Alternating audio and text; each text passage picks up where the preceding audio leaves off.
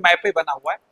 कोई भी देश की सीमा कहां से कहां तक होगी, इसके लिए 1982 में, यानी 10 दिसंबर 1982 में न्यूयॉर्क में एक तरीके से कह सकते हैं एक सम्मेलन, संयुक्त राष्ट्र करके आगे लंबा सा नाम है वो हमें पूरा नहीं याद है, 10 दिसंबर 1982 को एक तरीके से एक मसौदा तैयार, क्योंकि ऐसे तो होगा रोज लड़ाई हो जाएगी इसके चक्कर में। क्योंकि बहुत लोग सोचेंगे समुद्र के लिए लड़ेगा, क्यों, समुद्र में तो बहुत सारे रिसोर्सेज हैं। ठीक, तो कुल मिला के 10 दिसंबर 1982 को इसका एक कह सकते हैं प्रपोजल बना, और 1994 को ये इसको इम्प्लीमेंटेशन में आया, यानी 82 में ये पूरा खाका तैयार हुआ, नियम कानून, और 16 अक्टूबर 1994 है, या फिलहाल 1994 याद रखना, डेट हम पहले वाली मिस करने के गलत हो जाए, 1994 में ये लागू हुआ। जैसे कई बार होता है ना, आपने कोई मान लो कोई बिल बन गया, लेकिन सरकार उसे किस डेट से लागू करेगी, जिस डेट से वो लागू होगा प्रभावी तभी माना जाएगा। ठीक, तो ये बात। तो अब क्या हुआ कि उसमें 1994 के बाद में ये बहुत सारे देश उसके सदस्य बन गए, नियम कानून, क्योंकि आपस में इसके अगर ऐसा नहीं होगा तो झगड़े हो जाएंगे। तो अब देखो वो कैसे डिसाइड होता है। तो हम लोग यहाँ पर एक चीज को थोड़ा सा पहले से समझ ले, फिर ब्लैंक सीट पर चलेंगे, ब्लैंक पेपर पर। जैसे अभी दीप बनाए थे वो ज्यादा ठीक रहता है, यो बना बनाया उतना अच्छा नहीं लगता, देखने में तो बहुत अच्छा लगता है लेकिन समझने में उतना बढ़िया नहीं है। तो देखो, सबसे पहले आप सोचोगे कि आप इसे थोड़ा सा आप ऐसे समझो, मान लो हमने ये कहा कि हमारी तटरेखा से 20 किलोमीटर, हम एग्जाम्पल बता रहे हैं, 20 किलोमीटर ऐसा कुछ होता नहीं है, ध्यान रखना, ये हम सिर्फ एग्जाम्पल बोल रहे हैं, एग्जैक्ट आंकड़ा बाद में बताएंगे। मान लो तो कोई कहे कि तटरेखा से हम 20 किलोमीटर मान लेते हैं भारत की सीमा है, ठीक, समझ लिया, ठीक है। अगर हम 20 किलोमीटर यहां से नापेंगे तो ये दूरी कुछ और होगी, यहां से 20 किलोमीटर नापेंगे कुछ और दूरी बताएगा, यहां से 20 किलोमीटर नापेंगे तो यहीं तक आके खत्म हो जाएगी, यहां से 20 किलोमीटर नापेंगे तो यहां निकल जाएगी, तब तो ये सब गड़बड़ हो जाएगा। आपने देखा होगा जब कभी किसी स्टेशन पे जाओ तो वहां लिखा होता है इसकी स्टेशन की समुद्र तल से ऊंचाई इतनी, क्योंकि ये नहीं लिखा होता है कि मुरादाबाद की दिल्ली से ऊंचाई इतनी, क्योंकि दिल्ली से ऊंचाई मुरादाबाद की कुछ और होगी, बरेली से मुरादाबाद की ऊंचाई कुछ और होगी, और समुद्र तल से पूरे भारत की ऊंचाई एक जैसी होगी, मतलब अलग, मुरादाबाद की ऊंचाई क्या है, बरेली की ऊंचाई, समुद्र तल मतलब एक बेस लेवल है सबके लिए एक जैसा। तो अब ये इसको पहचानेंगे कैसे, कहां से नापे, ये भी समस्या। तो अब ये कहा ये गया कि देखो, जिन देशों की समुद्री तटरेखा जितनी ज्यादा कटी फटी होती है उन्हें बहुत फायदे होते हैं। हमने कहा देखने में भले कोई चीज बुरी लगे, फायदे उतने उसके अच्छे होते हैं, जो देखने में अच्छी लगती है वो कभी फायदे के नहीं होते। तुम लोग उल्टे ले गए हो ना, हमें मालूम है, जहां नहीं जाना चाहिए तुम लोग वहीं गए हो, ऐसा कुछ भी नहीं है, ठीक है। हाँ, दवाई हमेशा कड़वी फायदा करती है, और तुम लोग हरकत से बाज आओगे नहीं, तुम्हारी फितरत कैसे बदसूदा बन जाए ना। चलो देखो, यहां पर इसे जरा इसे देख लो, थोड़ा सा देखो, छोटा कर दें इसे, देखो। अब एक जो परेशानी अभी बताई थी कि ये कैसे पता लगेगा, तो उसके लिए एक चीज समझ लो, फिर आगे हम लोग चलते हैं उस पर। तो करा ये गया कि जितने हमारे जिगजैग वाले पॉइंट हैं, कहीं इधर कहीं दाएं बाएं, इनको हमने, जैसे मान लो ये वाला पॉइंट जिगजैग था और एक ये था, हम इस वाले को ऐसे इससे मिला देंगे, ये हमारी बेस लाइन हो जाएगी, आधार तत्व। यानी जो ये बाहर को अंदर बाहर जो निकले हुए नुकीले पॉइंट हैं, इनको जोड़ते हुए एक लाइन खींच दो। ये हमने सीधी खींच दी, इतनी सीधी होती नहीं है ये, हमने एक लाइन खींच दी सीधी, तो ये जो सीधी लाइन हमने खींच दी तो ये हमारी क्या हो जाएगी, बेस लाइन हो जाएगी। अब जो हमारे हिस्से में समुद्र की नापजोप की आएगी, वो हम नाप यहां से करेंगे, यहां से नापेंगे। इतना जो हमें मिला ये हमें फोकट में मिल गया, कोई इसके लिए हिसाब किताब देने की जरूरत नहीं। इसीलिए जिन देशों के पास आइलैंड ज्यादा होते हैं या जिनकी जिगजैग तटरेखा ज्यादा होती, उन्हें इसका नियम का फायदा ज्यादा मिलता है। और नियम कोई भी बना लो, नियम तो एक जैसे होते हैं ना सबके लिए, लेकिन किसी न किसी को उससे फायदा नुकसान होता है। क्रिकेट में देख लो, डकवर्थ लुईस लगता है जो जब पानी बरसता है, रिजल्ट निकलने के लिए तो वो ठीक है नियम, लेकिन उसमें भी किसी न किसी को नुकसान होता है। लेकिन अब ये भी नहीं कह सकते कि हम इसको माने नहीं, वो तो नियम है, वो किसी के साथ हो सकता है। आइए, ठीक है, तो अब ये समझ में आ गया। अब ये जो हमारा बच जाएगा अंदर का एरिया, जो इसी को हम लोग कहते हैं आंतरिक जल क्षेत्र। क्या कहेंगे? आंतरिक जल क्षेत्र। अब हम लोग चलते हैं नए मैप पर, यानी अब इसे सब हटा देते हैं, सिर्फ यहां बना के दिखाएंगे। देखो यहां पर इधर हट के बनाएंगे ताकि उधर तक आपको समझने में आसानी रहेगी।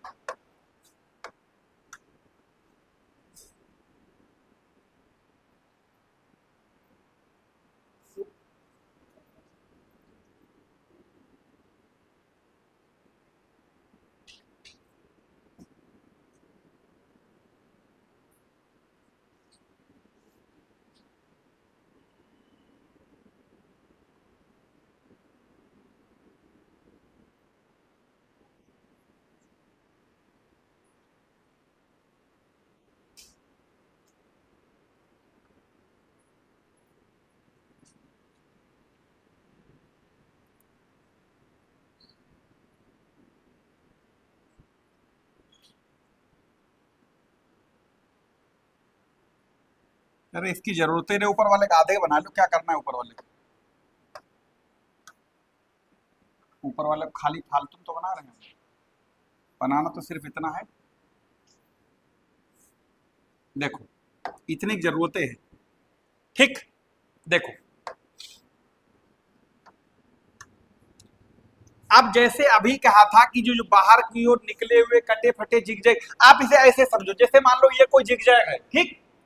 अब इसे हमने इसकी बाहर वाली लाइन ये जो है इनको एक ड्रॉ कर दिया, ये हमारी ये वाली लाइन क्या कहलाएगी? बेस लाइन कहलाएगी। ये जो हमें पानी मिल गया ये सब फोकट का मिल गया, मिल गया, इसको क्या कहेंगे?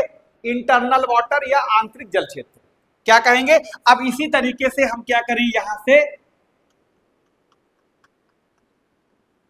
ये लो हमने एक लाइन खींच दी, ये वाली हमारी कौन सी लाइन हो जाएगी?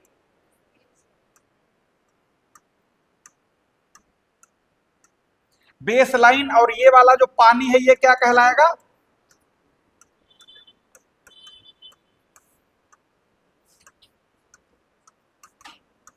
इंटरनल वाटर हो जाएगा, यानी आंतरिक जल क्षेत्र हो जाएगा। इसमें बंटवारे में किसी देश की कोई हिस्सेदारी नहीं, ये पॉकेट में मिल गया, इसके बाद जो होगा आप बटेगा, ठीक। अच्छा अब ध्यान रखना, जो भी चीज नापी जाएगी तो नॉटिकल मील में नापी जाती। दो चीजें समुद्री एरिया में खास तौर से ध्यान रखना, यहां की जो डिस्टेंस है वो नॉटिकल मील में नापी जाती है, और एक नॉटिकल मील बराबर क्या होता है?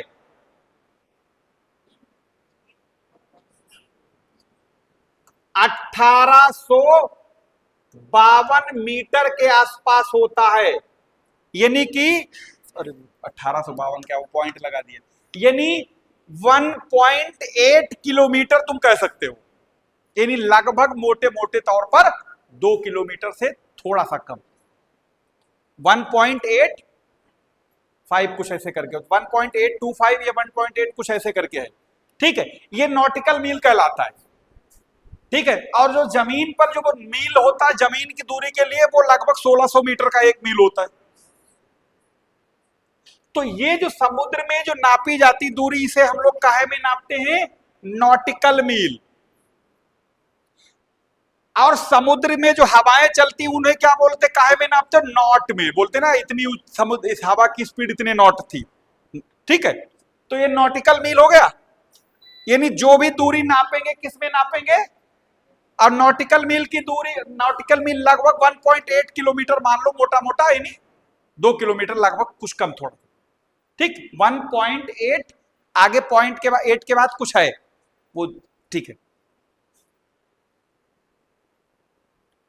1.825 या कुछ ऐसे करके है, छोड़ है, कितना है? 1.8 ये, हाँ लो हमने बता क्या 1.8 हम तो बोल रहे थे, वही लगभग वही आ रहा है, ठीक है। अब बात यहां तक समझ में आ गई। अब सुनो, दूसरा अगर समुद्र की गहराई की बात कर ले तो गहराई को समुद्र की कौन नापता है? फैदम। एक फैदम बराबर 6 फीट होता है। ये भी ध्यान रखना, आगे चल के कहीं कहीं काम आएगी।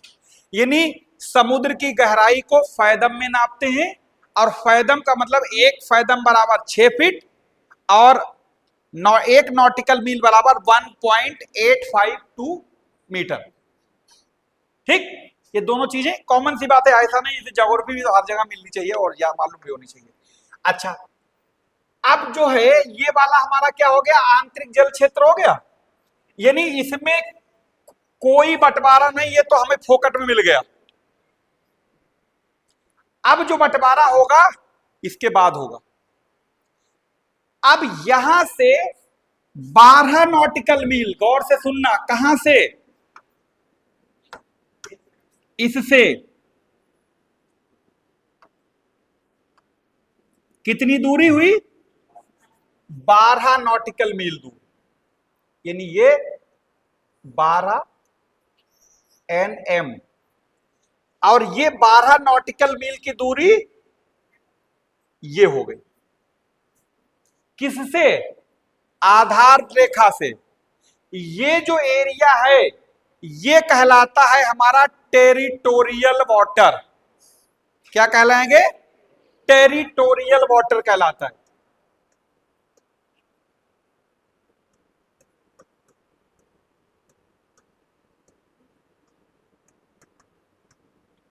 इसे हिंदी में कहेंगे प्रादेशिक जल क्षेत्र। हिंदी में क्या कहेंगे? प्रादेशिक जल क्षेत्र। अच्छा, ये बना किस लिए गया? इसका कोई मतलब तो होगा, मतलब ये भी बताना। यानी नापेंगे कहां से? 12 नॉटिकल, यानी बेस लाइन से।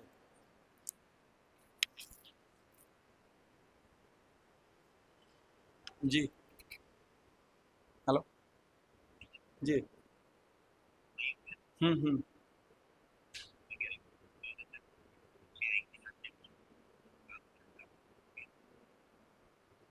ठीक, चलिए हम लोग कहां पर थे? टेरिटोरियल वाटर पता लग गया।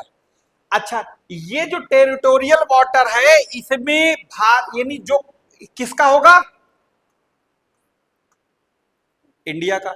इंडिया से सेंस मतलब जो उस देश के, जो उस वाटर के सबसे करीब में, मान लो यहां चीन होता, जापान होता, अमेरिका होता, स्पेन, पुर्तगाल, कुछ भी होता, यानी जो इसके पास में होगा उसका है। अब इसके सीमा में, यानी जैसे वो असरानी कहता शोले में कि उसके मर्जी के बिना परिंदा पर नहीं मारता है, तो वो वही वाला एरिया। यानी इसमें तुम किसी भी हाल में, बिना इस देश की परमिशन तुम्हारे लिए किसी भी हाल में एंट्री नहीं। ठीक, यानी किसी भी हाल में। अच्छा, दूसरी बात, क्या तुम इसके ऊपर से समुद्री जहाज लेके गुजर जाओगे? वो हवाई जहाज? अगर समुद्री जहाज भी नहीं जा सकता तो इसके ऊपर से कोई हवाई जहाज भी नहीं गुजर सकता है बिना इसकी परमिशन के। यानी जिस देश का जहां तक समुद्र पर अधिकार होगा उस देश का उसके ऊपर भी होगा। ये नहीं मकान तुम्हारा छत हमारी। ठीक, तो इसका मतलब इसके ऊपर से कोई भी देश का कोई भी एयरक्राफ्ट, यानी खासतौर से फाइटर एयरक्राफ्ट, सिविलियन तो लगभग सबके लिए ओपन रहते। वो लड़ाई झगड़े जैसे भारत पाकिस्तान के भी बीच में कुछ सिचुएशन बनी, या मान लो ऐसा है जैसे यूक्रेन का सिविलियन जहाज रूस नहीं जाता, रूस का उनका नहीं जाता, क्योंकि एक दूसरे की दुश्मनी है। दुश्मनी टाइम को छोड़कर बाकी सिविलियन एयरक्राफ्ट के लिए कोई रोकता ठोकता नहीं है। अब कोई सिचुएशन ऐसी बन जाए उसमें इसलिए रोक देते हैं कि पता लगा सिविलियन चक्कर में कोई दूसरा ना आके हाथ धो के चला जाए। ठीक, अब तो ये जो आपका टेरिटोरियल वाटर है यानी इस देश के अधिकार में रहेगा, और बिना इसकी परमिशन के इसमें किसी भी प्रकार का कोई शिप नहीं आ सकता है, ना ही इसके ऊपर से बिना कोई हवाई जहाज, अगर ये चाहे तो रोक सकता किसी भी हाल में, ये नियम कहता है, और ये सबके लिए है। अब इसमें वो कुछ भी, हाँ, अगर आपको जैसे मान लो कोई शिप आना है, कोई मालवाहक, तो भी इसकी परमिशन लेके आएगा, ऐसा थोड़ा ना आ जाएगा। ठीक है, सबको मालूम है कि जो इधर बरेली से गाड़ी आएगी मुरादाबाद स्टेशन पे आएगी, लेकिन आउटर पे देखो सिग्नल लाल होता है। जब तक लाल है तो अंदर घुस जाएगा क्या ड्राइवर लेके? नहीं जाएगा ना, जबकि उसे मालूम आना है, लेकिन कब तक वेट करना पड़ेगा पता नहीं, यानी बिना परमिशन के नहीं आएगा। और रेलवे के ड्राइवर ने अगर कहीं इंजन का इतना सा भी हिस्सा रेलवे सिग्नल को पार कर गए, लाइन के रेड सिग्नल को, तो जान लो गए काम से। मतलब इसीलिए कभी भी देखा होगा हर हालत में रेड सिग्नल के इंजन पीछे रुकना चाहिए, इतना सा भी आगे नहीं। इंजन क्रॉस हुआ रेड सिग्नल के, जान लो लेने देने में नौकरी पड़ जाएगा। इसका मतलब तुम लापरवाही है ना, तुम आज इतना पार करके 1 किलोमीटर निकल जाओगे, ट्रेन मार दो टक्कर किसी को जाके। ठीक है, तो ये बात समझ में आई। अब इसके बाद क्या होगा? इसके बाद अगर हम यहां से देखें तो ये 12 नॉटिकल मील, ये कहां से? यहां से। और अगर हम यहां से देखें तो ये 24 नॉटिकल मील। ध्यान रखना, नाप तोल जो भी हो रही वो कहां से? यहां से। यहां से 12 नॉटिकल मील दूर ये टेरिटोरियल वाटर, यहां से 12 और जोड़ दें तो ये संलग्नक क्षेत्र कहलाएगा। और यहां से ये दूरी कितनी होगी? 24। इसे हिंदी में कहते हैं संलग्नक जल क्षेत्र, अंग्रेजी में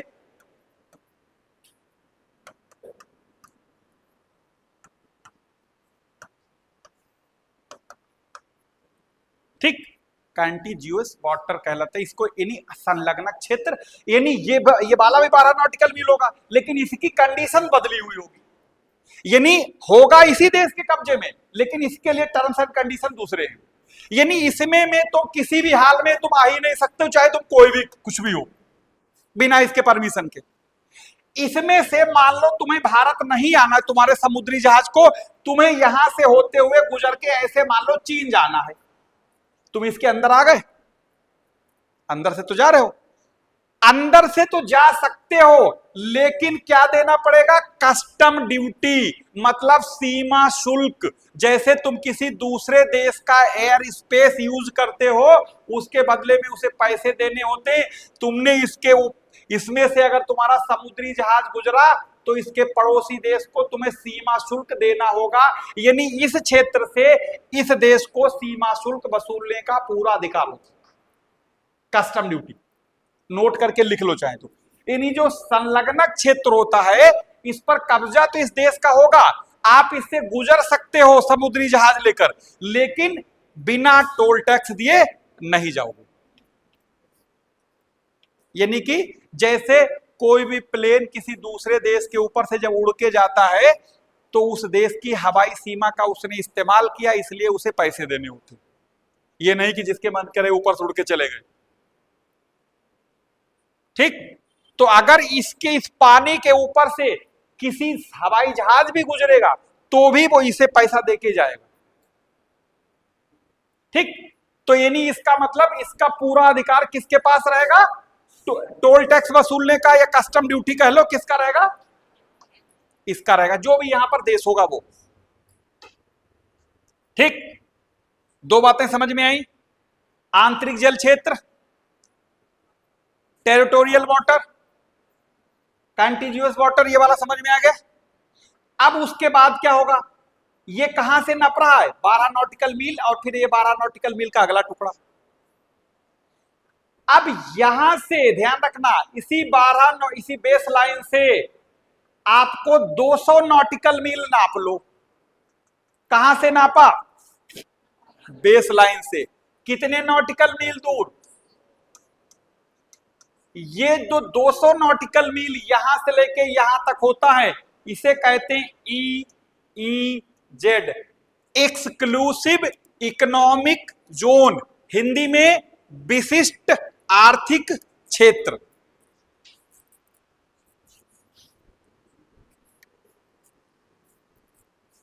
ये क्या होता है?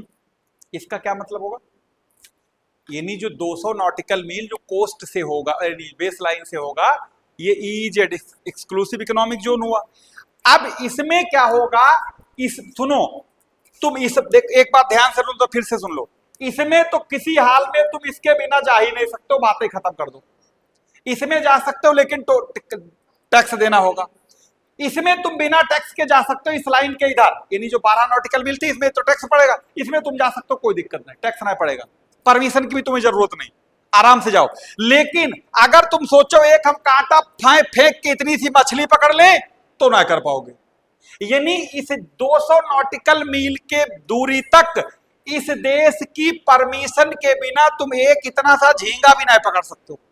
यानी किसी भी तरीके की कोई भी इकोनॉमिक एक्टिविटी नहीं कर सकते हो, ना तो नेचुरल रिसोर्सेज कोई खोज सकते हो, ना मछली पकड़ सकते हो, यानी कुछ भी नहीं कर सकते हो जिसमें कोई इकोनॉमिक एक्टिविटी हो। बात समझ में आई? यानी जहां तुम्हारा इसमें कोई लाभ वाला काम हो वो बिना इस देश की परमिशन के नहीं कर सकते किसी भी हाल में। तभी तो सुनते हो ना, अभी क्या कहा था, भारत ने श्रीलंका के मछुआरे पकड़ लिए। क्यों पकड़ लिए? तो मछली पकड़ने हमारे क्षेत्र में क्यों आए? गांव में तालाब में पट्टा होता लोगों का, मछली पकड़ने देते हैं? वो तो पट्टा है उनका, तब भी नहीं पकड़ने देते। जबकि उसमें क्या है ना, जबकि वो एक तरीके से पूरी समझ लो ग्राम सभा की एक तरीके से वो संपत्ति है। अब वो कहते हैं हम नहीं पकड़ने देंगे, उसके चक्कर लड़ाई झगड़े होते हैं। ये तो एक तो नियम कानून है, इंटरनेशनल नियम है, ठीक है।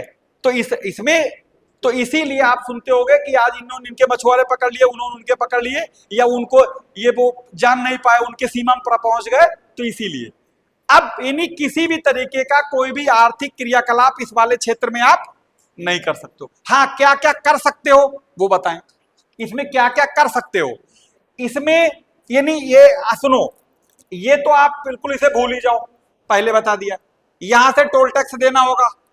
इस वाले एरिया में आप कोई भी आप इंटरनेट केबल बिछ रही ले जा सकते हो, कोई तुम्हें रिसर्च करना है बिन धड़क करो, यानी तुम्हारा समुद्री जहाज आना जाना चाहे दिन भर करे, इसी में कोई टैक्स की जरूरत नहीं, कोई पूछने की जरूरत नहीं इनसे।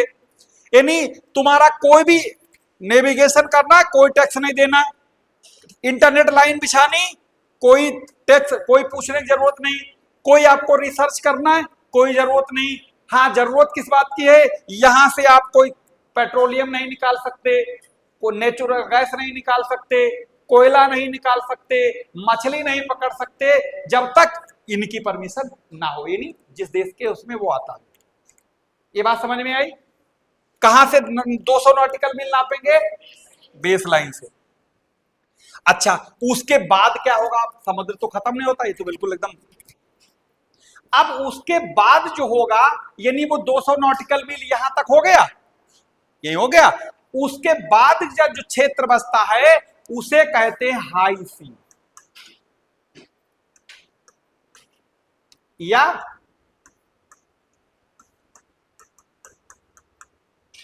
या उसे उच्च सागर कहते हैं, ठीक।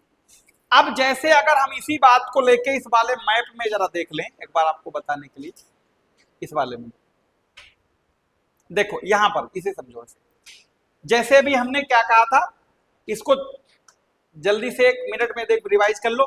जैसे ये हमने क्या कहा, ये हमारा आंतरिक जल क्षेत्र हो गया, ये हमारा 12 नॉटिकल मील क्या हो गया, टेरिटोरियल वाटर हो गया, जिसमें नो एंट्री जोन, मतलब बिना परमिशन के। यहां से आप क्या कर सकते हो, यहां से अगर आना जाना करोगे तो क्या देना पड़ेगा, ये आपका कस्टम ड्यूटी। यहां से आप 200 नॉटिकल मील क्या हो जाएगा हमारा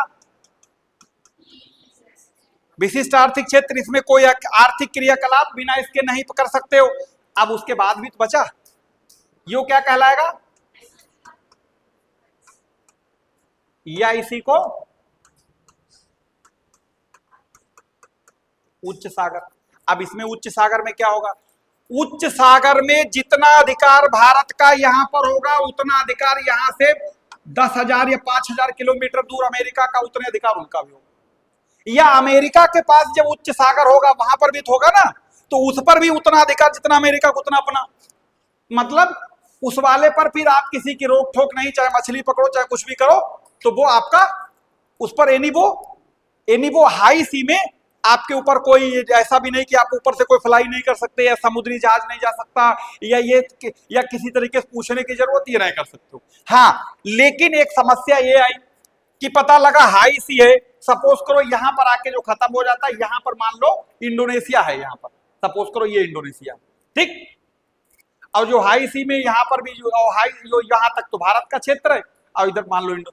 अब ऐसा कोई एरिया जहां पता लगा कोई हाई सी में कोई नेचुरल गैस मिल गई, तो लड़ाई झगड़ा होगा। अब लड़ाई झगड़े में पता लगा जैसे जो ताकतवर देश हैं जैसे अमेरिका है, जैसे ये पता लगा जी मारेंगे भी और रोने भी ना देंगे हैं? तो फिर क्या करना है?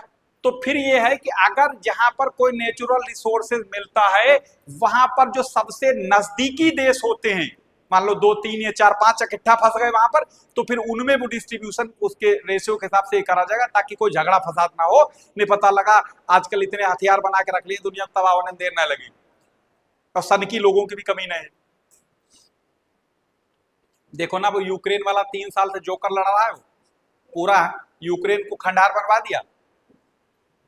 अगली बार हॉलीवुड की पिक्चरों के शूटिंग की जगह यूक्रेन बन जाएगी, इतने बम गिर चुके तो खंडारित हो जाएगा। अब वो सिर्फ ये जो नाटो वाले लोग हैं, ये अमेरिका और उसके जो अमेरिका जिनका चौधरी है, ये सब वही लड़वा रहे हैं। वो हथियार देना बंद कर दे तो यूक्रेन 2 दिन में, अब तक अगर यूक्रेन सरेंडर भी कर देता तो कम से कम जो लाखों लोग मर गए ये ना मरते, अरबों खरबों रुपए का इंफ्रास्ट्रक्चर तबाह हो गया ये बच जाता। लेकिन उनकी जिद थी कि हम जो है अपने मायके वालों की ही सुनेंगे, जैसे लड़कियों की जिद होती है मायके अम्मा जो कहते हैं वही सही।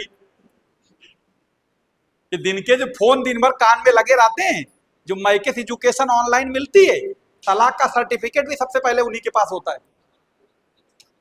दिन भर पता लगा हुआ नमक दाल में ज्यादा हो गया तो वो जो सूचना पहुंचाई जा रही, तो ये सबसे ज्यादा खतरनाक लोग। वजह मालूम क्या है? अगर ये यूक्रेन की अमेरिका और जो नाटो के लोग ठीक वैसे मदद करते हैं जैसे मियां बीवी की लड़ाई में लड़की के मायके वाले उसकी करते हैं मदद, तुम संघर्ष करो हम तुम्हारे साथ हैं, बाद में कटोरा तुम्हारे हाथ। एक लिमिट तक होता ना हर चीज। अब जैसे वो तो खैर जैसे वो होता ना, कह सकते हैं बहुत ही ये लोग जो होते हैं, हम लोग कहते हैं ना बुढ़ापे बना दिया गया प्राइम मिनिस्टर या प्रेसिडेंट, तो बहुत मतलब एक तरीके से कह सकते हैं सुलझे हुए यंग आदमी हो तब तक पता लगा अगर थोड़ा इतना रूस का नुकसान हुआ ऐसा करो 2 3 फेंक दो इसके ऊपर न्यूक्लियर, 1 2 में ही पता लगा यूक्रेन ढोने ना मिलता। अब कितने दिन से रूस इसको अरबों खरबों ने कई हजार करोड़ रुपए का नुकसान जो है रूस झेल चुका होगा, हजारों करोड़ का। चाहता तो ये 2 मिनट में लड़ाई खत्म होगी, 2 मिनट में। सिर्फ रूस के पास इतने न्यूक्लियर वेपन है, दुनिया कम से 3 बार बसेगी, 3 बार उजड़ जाएगी।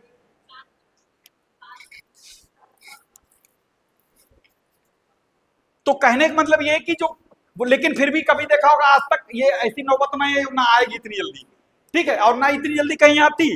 वो जो आपने देखा होगा वो जो जापान पर पड़ा था, जब वो जापान हद से ज्यादा जब मामला हो गया तब, अब उसी दिन से अमेरिका सुपर पावर भी हो गया। लोगों को लग गया ना कि इससे, क्योंकि एक ही बार यूज हुआ, तभी देखो ना ईरान को दुनिया भर में रोके पड़े कि तुम ना बनाना, तुम ना बनाना, क्योंकि ये मालूम कि अगर ऐसी तब सबने बना के रख लिए तो पता लगा ये खत्म होते देर ना लगेगी दुनिया। खैर वापस मुद्दे पर, तो ये बात समझ में आई? बोलो, ये जो आपका समुद्री एरिया कैसे कहां तक नापेंगे पता लग गया? नोट करना है कुछ इसमें, कर लिया था? यानी जो आंतरिक जल क्षेत्र, जो हमारा बेस लाइन और हमारी तटरेखा के बीच का जल क्षेत्र होगा, इसके बाद बेस लाइन से 12 नॉटिकल मील दूर हमारा ये प्रादेशिक जल क्षेत्र यानी टेरिटोरियल वाटर, इस पर संपूर्ण अधिकार हर तरीके से। उसके बाद जो 12 नॉटिकल मील दूर होगा इसमें आप आना जाना कर सकते हो, लेकिन इसमें कस्टम ड्यूटी वसूलने का पूरा अधिकार।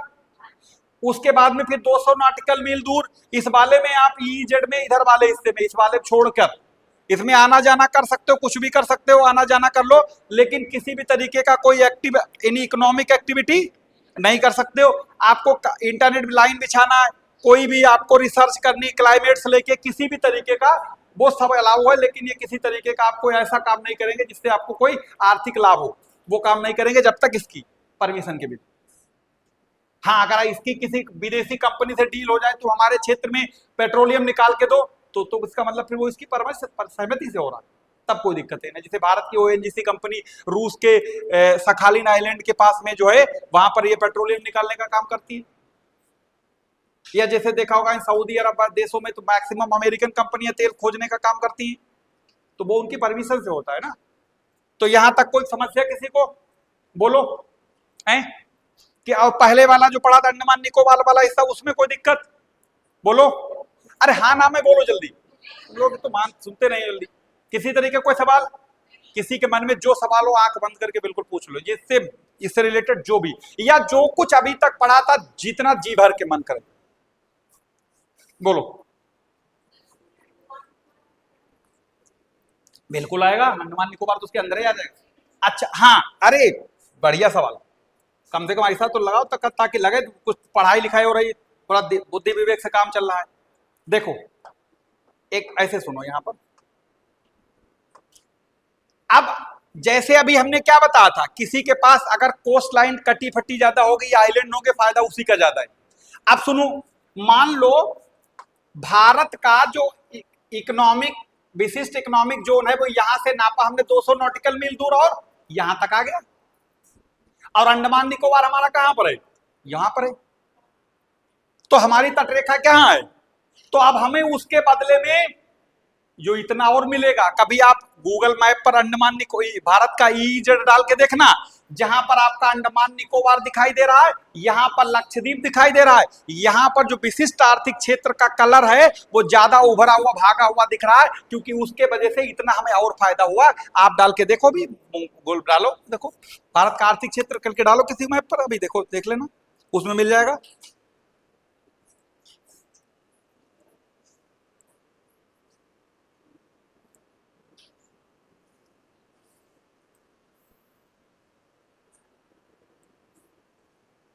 देखो क्या, सुनो सुनो सुनो, देखो ये मैप है ईजेड, जितना जो ब्लू कलर भागा दिख रहा है, देखो यहाँ लक्षद्वीप की वजह से अंडमान निकोबार ये है भागा हुआ दिख रहा है। जब देखो ये देखो लग रहा है, क्योंकि इसके पास जितना ज्यादा होगा, ये तो हमारा है ही है, लेकिन जो इसके वजह से हमें और फायदा मिलता है, इसलिए जितने भी आइलैंड्स होंगे उतना ही ज्यादा उस देश को फायदा होगा। हाँ क्या कह रहे थे, क्या हुआ?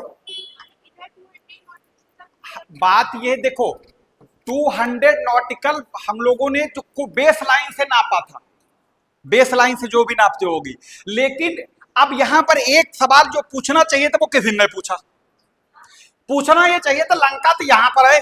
अब लंका के मामले में जो हम 200 नॉटिकल मिल रहे हैं, लंका तो हमारे घर के अंदर ही आ गए, फिर अब लंका क्या करें भाई? कई ऐसे बहुत सारे जगहों पर हैं जहां हमने 200, हम तो कह रहे हैं, हमने पता लगा 300 220 रुपए हैं का 200 हमारे, बाकी तुम जो जाना हो जो हमें नहीं मालूम। मान लो 5 साझेदार हैं, 5 साझेदार हैं, रुपए 220 हैं का नियम में 200 हमारे, बाकी तुम जो करना को, बाकी हमें 20 से मतलब नहीं। तो बिल्कुल बाहियात वाली बात हुई, इसका मतलब वो क्या करेंगे? तो ऐसे तो पता लगा जो ताकतवर देश होगा वो कहेगा तुम भाग जाओ यहां से। तो अगर ऐसी सिचुएशन होती है, जैसे मान लो श्रीलंका और भारत तो बिल्कुल एकदम भी, श्रीलंका की धनुषकोटि से दूरी रामेश्वरम सिर्फ 22 किलोमीटर है, 22 किलोमीटर, तो हमें लगता रामपुर भी दूर है यहाँ से, 22 से ज्यादा है, यानी 22 किलोमीटर दूरी, ठीक है। अब पता लगा अगर ऐसी नौबत आ जाएगी तो यहां पर ये पता लगा, ये तो ऐसे हो गए मामला, यहां पर ये 12 नॉटिकल मील, हम तो 200 नॉटिकल मील यहां नाप रहे, श्रीलंका से ही पर आ गया, तो इसका मतलब इनका कुछ है ही नहीं। तो ऐसी सिचुएशन पर बीच का रास्ता निकाला जाता है कि भाई बीच की कोई लाइन ड्रॉ कर दी, इसके इधर तुम्हारे जा रहेगा, इसका इधर जो इनका रहेगा, क्योंकि मामला ऐसा थोड़ी नहीं इनको इग्नोर कर दें, वो भी एक देश है छोटा है, जिसका मतलब ये थोड़े ना कि जो है इनको खत्म ही कर दो। इसीलिए ये नियम बनाए गए, अगर ये नियम ना हो तो इन छोटे देशों को कौन पूछेगा? कोई पूछेगा ही नहीं, या इनकी कोई हैसियत है उनके आगे, है ना? तो इनको कोई सुन वो ही नहीं करेगा। ये क्या हो रहा है? बोलो, और किसी के मन में कोई सवाल, वरना इसको यहीं पर रोके, किसी के मन में? तो अब सुनो, जब भी क्लास इसकी आगे कंटिन्यू होगी, इंडिया का जो मैप वाले से रिलेटेड चीजें, हम लोग पीओके वाला भी जान लिए थे, अक्साई चीन, पीओके ये जान लिए थे ना, 7 sister, chicken neck, sandwich, buffer state, ये सब तो जान लिए थे ना, और बाकी ये भी हो गया। तो अब इसका मतलब मैप से जो 3 लेक्चर का क्लास इसमें दिया हुआ है, तो उससे शायद हमें लगता कोई चीज नहीं बची। बाकी एटलस आप लोग खुद ही देख लो, एटलस देख, जब तक अपने आप प्रैक्टिस ना करोगे तो कुछ होने वाला नहीं, चाहे कितना कोई यहाँ आता, अपने आप भी तो देखो ये चीजें, कम से कम अंडमान निकोबार के मैप में आ जाए, अपने आप देखना ये चैनल कहाँ पर है, या इनसे जुड़े हुए और भी कोई अगर पॉइंट मिलते हैं उसे नोट कर लिया करो। या एक काम और कर सकते हैं, मालूम क्या, लेकिन तुम लोग करोगे नहीं, हमें मालूम है, तुम हरकत से बाज नहीं आ सकते। कम से कम 10 पॉइंट मैप पर रोजाना नया ऐसे लाओ, तुम 10 पॉइंट अपने आप ढूंढो, ऐसे 10 पॉइंट। जब 10 ढूंढोगे, 10 के चक्कर में कम से तुम्हारी 100 पर नजर पड़ेगी, है ना। 10 पॉइंट कहो तो उस पर डाल दिया जाए लिख के, ये जो पॉइंट ढूंढ के, और इनसे खाली ढूंढना ही नहीं, उनसे जुड़े हुए सारी चीजें बतानी। जैसे कंगारू आइलैंड, अब ढूंढो कहाँ है, उसके आसपास कहाँ है, किसका है, उसके आसपास कोई खाड़ी है, समंदर है, जलसंधि है, वो ढूंढो। जैसे पता लगा माफिया आइलैंड, बहुत सारे लोग सोचते होंगे माफिया और डॉन वाला, ये तंजानिया के पास देखोगे मिलेगा, उसके गर्म मसालों के लिए जाना जाता है, ठीक है। जंजीबार आइलैंड, या जैसे कोई भी चीज, पीक ले लो, आइलैंड ले लो, स्ट्रेट ले लो, कुछ भी ले लो, 10-10 पॉइंट अगर ऐसे देखोगे, 10-10 या 20-20, तो एक दिन ठीक ठाक मैप पर तैयारी हो जाएगी कौन सी चीज कहाँ है। सब तो नहीं तैयार कर सकते, लेकिन कुछ तो तैयार कर सकते हो। इसलिए अपनी आदत बदल डालो। ये जो रोज ना सोचते हो आप आज कर लेंगे, कल कर लेंगे, इससे कुछ नहीं होता है। कि रोजाना 10 पॉइंट, कम 10 से 15 पॉइंट ढूंढ के देखो मैप पर, तैयार हो जाएगा ढेर सारा, है ना। तो करके देखोगे, देखना कल से, ठीक है। चलिए फिर अब इसके बाद दूसरी क्लास करिए।